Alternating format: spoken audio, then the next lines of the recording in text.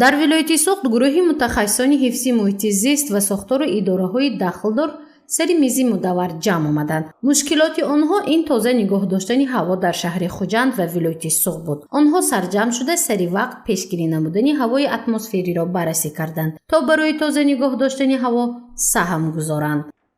масъалаҳои вобаста ба тағйирёбии иқлим имрӯз на танҳо дар ҷумҳурии мо, дар тамоми ҷаҳон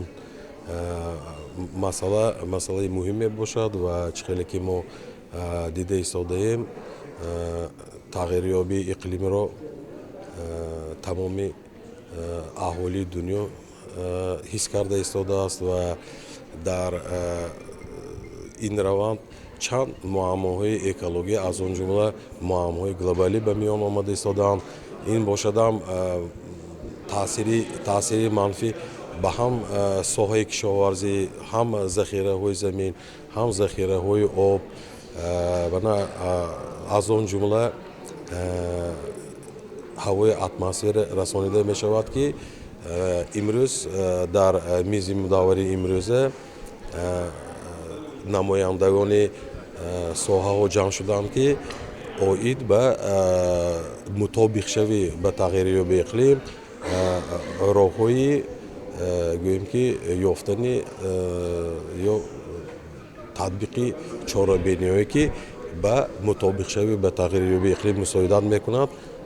албатта мо гӯем ки имрӯз муҳокима кардани мо зарур ва дар мадди аввал имрӯз пас аз гирифтани ва пешниҳоди маълумот дар бораи ин масъала муҳимаш ин ҳам ҷалб намудан, ҳам гӯем ки ҷамъ кардани маълумот, таклифу пешниҳод мебошад, ки дар минбаъд мо тавонем аз рӯи масъалаҳо корбарӣ намоем.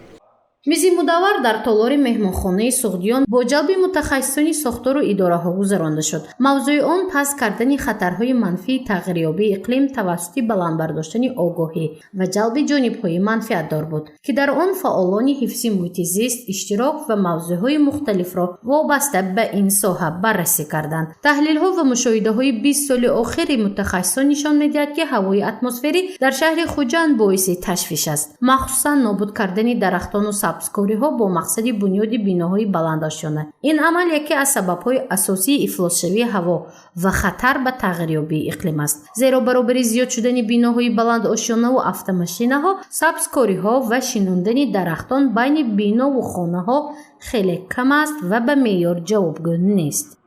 Так скажем, артерии прохода определенных потоков воздуха, которые создают определенный климат для населения. И те меры, которые предпринимаются или используются со стороны нашего общества, со стороны наших городостроителей, не всегда соответствуют климатическим требованиям. Опять же, это вопрос городостроительства, урбанизации и так далее, и так далее. И если мы сравним данные за 20 лет, у нас количество зеленых насаждений в разы уменьшились за счет строительства, вырубки и так далее.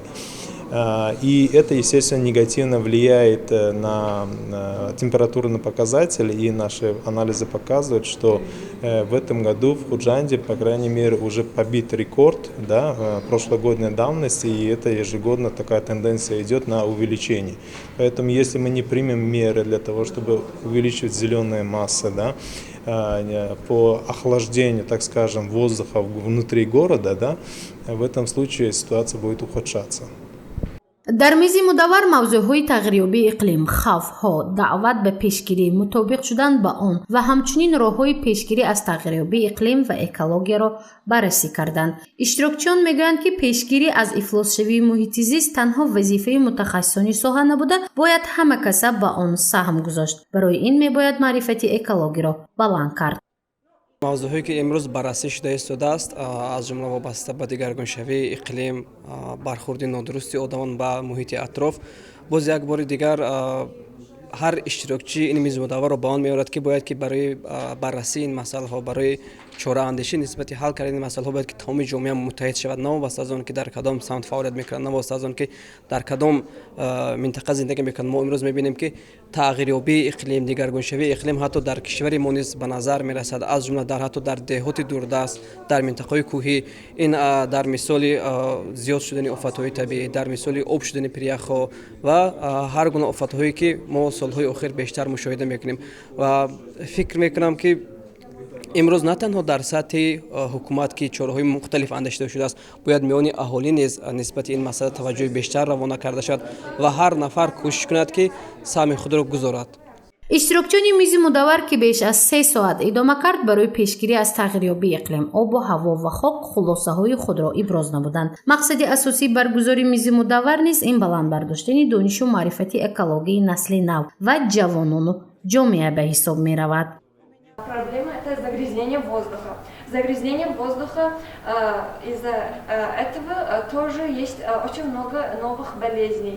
Загрязнение воздуха из-за машин, заводов и всех остальных технологических там структур. Еще у нас маловодье и загрязнение воды. Когда мы выбрасываем всякий мусор в воду и загрязняем ее, и мы опять же пьем эту воду, и мы знаем о том, что она грязная. Это вызывает очень много болезней, и миллионы людей каждый год погибают из-за грязной воды. Еще у нас уменьшение лесов. Когда уменьшаются леса, из-за этого загрязняется воздух, потому что эти леса, деревья, которые есть в лесах, они очищают воздух, а когда мы их уменьшаем, очень много проблем с экологией возникает из-за этого. тадқиқот ва омӯзишҳои ташкилотҳои ҷаҳонии экология нишон додааст, ки дар ҷаҳон 92% аҳолӣ аз ҳавои тоза нафас намегиранд. яъне 92% аҳолии сайёра аз ҳавои ифлос истифода мебаранд, ки он боиси хуруҷ ва зиёд шудани бемориҳои сироитӣ мегардад. маҳз аз ҳисоби ифлос будани ҳаво то 7 миллион нафар ба ҳалокат расиданд. аз ин фавт 4 миллионашро аҳолии минтақаи осиё ташкил медиҳад. аз ин рӯ бояд аз ифлосшавии муҳити зист худдорӣ кард ва онро пешгирӣ намуд. гузориши Мафнушкур ва Насим Раҳимов барои барномаи иттилоотии Хабар. То есть не просто прийти к государству, сказать, вот у тебя есть какая-то проблема, мы ее решим, а ты просто подпиши бумаги. Нет, нужно привлекать тоже каких-то госработников из каких-то госструктур,